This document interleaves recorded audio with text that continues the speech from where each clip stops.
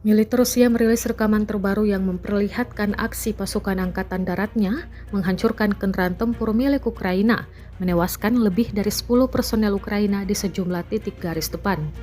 Selain itu, serangan terarah juga berhasil melumpuhkan sebuah meriam artileri 2S1 Kuvostika yang dikenal sebagai salah satu senjata pendukung tembakan jarak jauh andalan Ukraina. Rekaman yang diunggah di Telegram Senin 11 Agustus 2025 itu menunjukkan serangan presisi yang dilakukan dengan memanfaatkan koordinasi udara dan darat membuat posisi lawan lumpuh seketika. Aksi ini disebut sebagai bagian dari operasi ofensif Rusia untuk memperlemah kemampuan artileri Ukraina di medan tempur.